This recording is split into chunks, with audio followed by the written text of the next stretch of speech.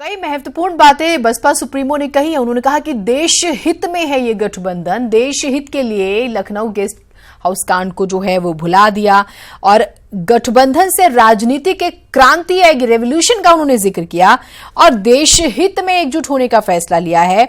और ये अमित शाह की नींद उड़ाने वाला गठबंधन है, ये भी बात उन्होंने कही है, बीजेपी की नींद उड़ाने वाला।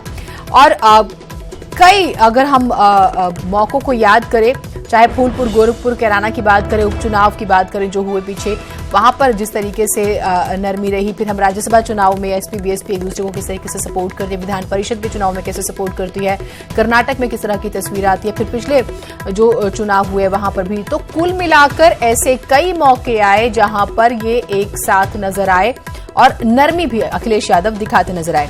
क्या कुछ कहा उन्होंने, सुनिए जरा।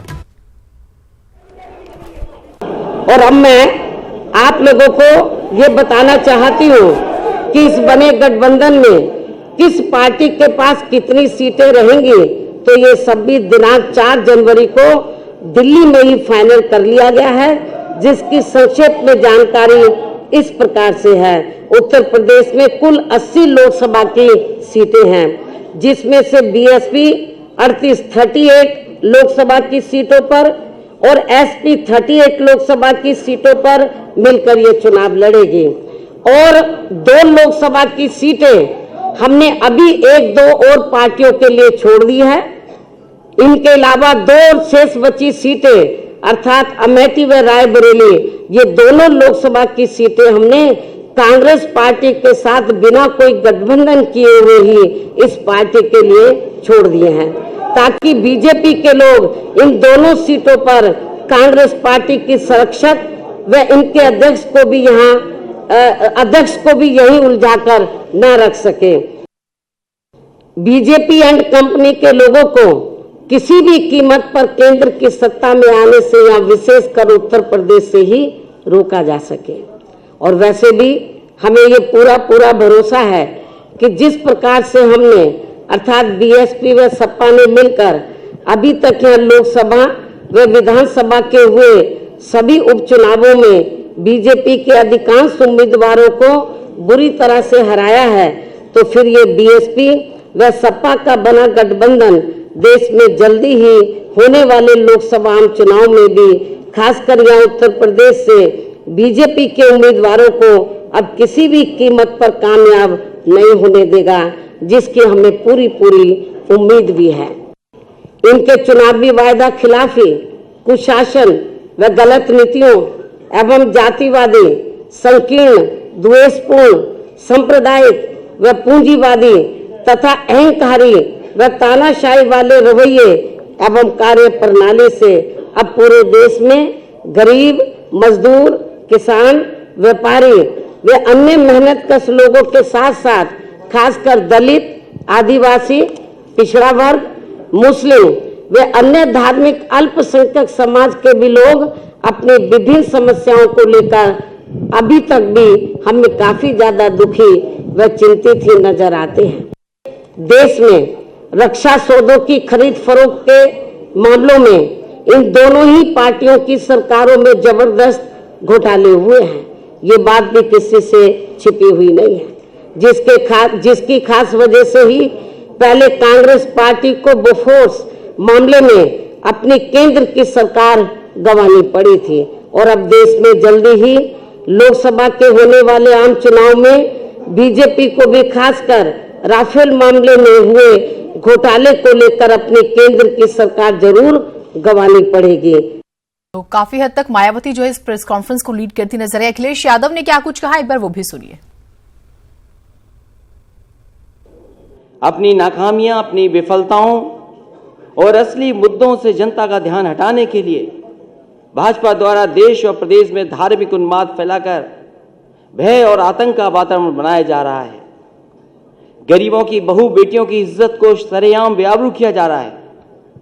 उचित इलाज न मिलने के कारण गरीबों के हजारों बच्चे रोजाना सरकारी अस्पतालों में मारे जा रहे हैं। खाना न मिलने का कारण करोड़ों लोग रात को भूखा सोने पर मजबूर हैं। पूरे देश में अराजकता का वातावरण है। अन्याय और अत्याचार के कारण शरीफ लोगों का जीना मुश्किल हो रहा है। केंद्र सरकार की गलत नीतियों के कारण गरीब किसान हर रोज आत्महत्या कर रहे हैं। देश के नौजवान भाजपा के झूठे वादों से आहत और निराश होकर के बेरोजगारी के कारण आत्महत्या कर रहे हैं। देश और समाज के इन सुलगते मुद्दों से बेखबर भाजपा सरकार बड़े बड़े उद्योगपतियों को खुश करने के लिए उनके बड़े बड़े लोन माफ कर रही है। इतना ही नहीं, हीरे के उद्योगपतियों की सुविधा के लिए अहमदाबाद से मुंबई के बीच बुलेट ट्रेन को जल्द से जल्द चालू करने के प्रयास किए जा रहे हैं।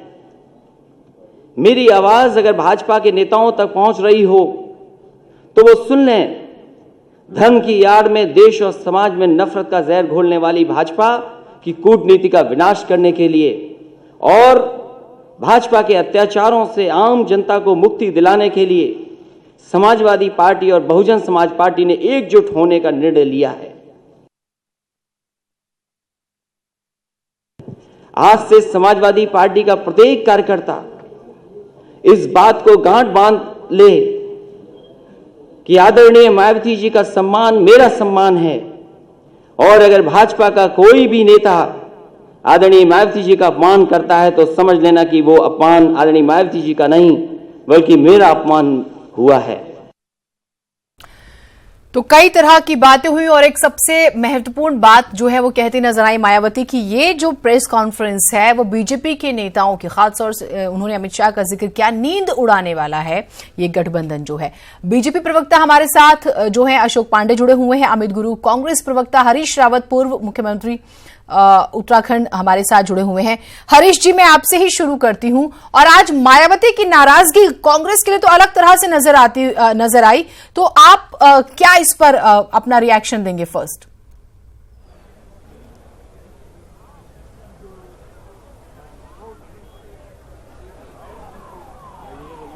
देखिए, अभी हरीश रावत जी कुछ ही मिनटों में हमारे साथ जुड़ने वाले हैं। यहाँ एक कार्यक्रम चल रहा है जिसमें अभी वो हमारे साथ जुड़ने वाले हैं, और इससे पहले उन्होंने जो मीडिया से मुखातिब होते हुए बात की है कि उन्होंने मित्रों के साथ मित्रता की बात की है और जैसा वो चाहेंगे, क्योंकि लोकतंत्र को बचाने की यहाँ पर लड़ाई है, उसको लेकर ये पूरी लड़ाई है, तो उसको लेकर उन्होंने बातचीत की। अभी कुछ ही सेकेंड्स में वो हमारे पास यहाँ पर आने वाले हैं, और साफ तौर पर उन्होंने कुछ देर पहले जो हमसे बातचीत की है उसमें ये कहा है कि द्वार खुले हैं कांग्रेस के। अगर उत्तराखंड में भी इस तरीके की कोई बातचीत होती है, जैसे कांग्रेस की बात यूपी में उन्होंने रखी है, 2 सीटें दी हैं। हरीश रावत जी इस समय हमारे साथ जुड़ चुके हैं। सर, सवाल ये है कि मायावती ये कह रही है कांग्रेस को एक तरीके से जो स्टैंड रहा है उनको उन्होंने दोहराया है कांग्रेस को लेके, तो किस तरीके रिएक्ट करेगी कांग्रेस?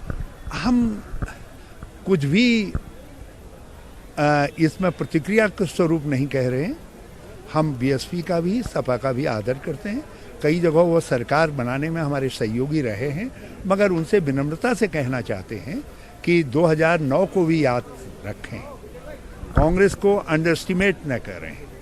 आज 2 गठबंधनों के बीच में उत्तर प्रदेश नया रास्ता भी निकाल सकता है, और हम जो भी स्थिति डेवलप होगी उसको कांग्रेस के लिए अवसर में बदलेंगे, और फिर से 2009 उत्तर प्रदेश में दोहराया जाएगा। हाँ, अब भी हम आशावान हैं कि चुनाव नज़दीक आने तक हमारे दोनों सहयोगी स्थिति का पुनरावलोकन करेंगे और साथ चलने का फैसला करेंगे। आगे किस तरीके से, क्योंकि यूपी में ये तय हो गया है कि 38 सीटों पे लड़ रहे हैं और 2 सीटें कांग्रेस के लिए छोड़ी गई हैं। उत्तराखंड के लिहाज से अगर देखें तो क्या, क्योंकि हरिद्वार में कई बार बीएसपी ने साथ दिया है कांग्रेस का, और अगर ऐसा होता है तो आप लोगों के लिए भी फायदेमंद रहेगा, तो क्या उम्मीद कर रहे हैं, क्या आप लोग बातचीत करेंगे? हम हमारी केंद्रीय स्तर पर बातचीत होती है, इसमें गठबंधन कांग्रेस प्रेसिडेंट के स्तर पर तय होता है, और मैंने कहा कि ये लड़ाई लोकतंत्र बचाने की, संविधान बचाने की लड़ाई है, और कांग्रेस के नेतृत्व में ही इसको जीता जा सकता है। इसलिए हमारे सहयोगियों को अब भी अपनी स्टैंड पर विचार करना चाहिए। तो कुल मिला के हरीश रावत जी का साफ तौर पर ये कहना है कि अपने स्टैंड पर जो है वो दोबारा विचार करें, जिस तरीके की बात उन्होंने बहुत महत्वपूर्ण 2 बातें कही। उन्होंने कहा कि कांग्रेस को नजरअंदाज मत कीजिए और 2009 को जहन में रखिए।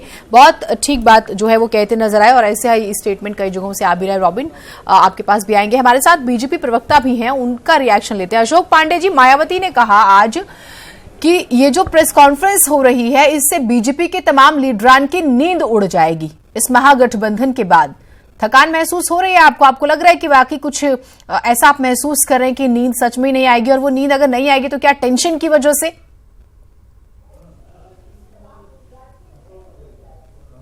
देखिए, आज हमने दोनों तथाकथित गरीबों के रहनुमाओं की पत्रकार वार्ता हमने ताज होटल में सुनी है। गरीबों के रहनुमा ताज होटल में पत्रकार वार्ता कर रहे थे।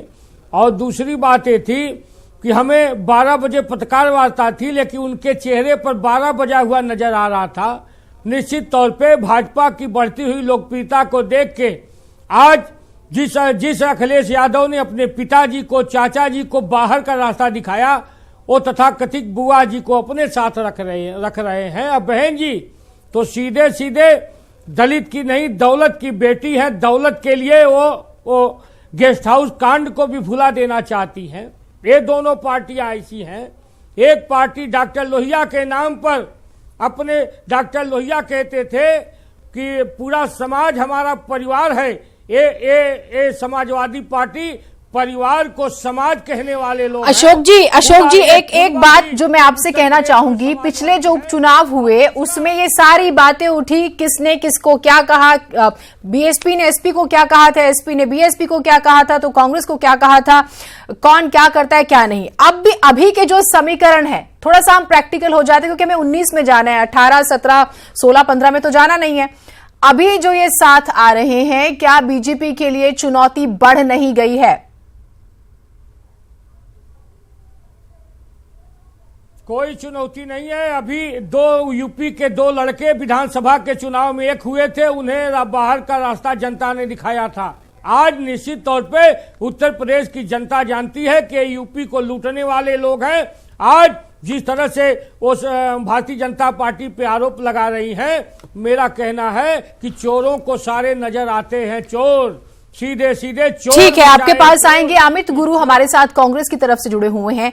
अमित जी, मायावती काफी तल्ख नजर आई हैं। हालांकि हरीश रावत जी ने कहा कि 2009 भी याद करिए, नजरअंदाज मत कीजिए, लेकिन अब तो कहने का कोई फायदा नहीं, क्योंकि प्रेस कॉन्फ्रेंस हो गई, सीटों का भी जिक्र हो गया। जी, अब बिल्कुल आपने सही कहा है, अब कहने का कोई वक्त नहीं है। लेकिन राजनीति में अगर इस बात को सिरे से खारिज कर दे कि अब वक्त नहीं है, तो ये भी बहुत गलत होगा। और संभावनाएं हमेशा रहती है। पहली बात, अभी 100 दिन से 80-90 दिन अभी चुनाव में रह गए हैं, पहली बात। दूसरी बात, निश्चित तौर पे आदरणीय हरीश रावत जी हमारे वरिष्ठ नेता हैं, और उन्होंने जो ये बात रखी कि इतना हल्के में लेना ठीक नहीं होगा, आदरणीय राहुल गांधी जी ने भी इस बात को इशारा किया था। और हम ये बात दावा क्यों न करें कि हमको हल्के में न लिया जाए, क्योंकि हम पिछले 3 राज्यों के इलेक्शन में, 5 राज्यों के इलेक्शन में, और उससे पहले के भी 2-3 राज्यों के इलेक्शन में बड़े ही शानदार प्रदर्शन करके आए हैं।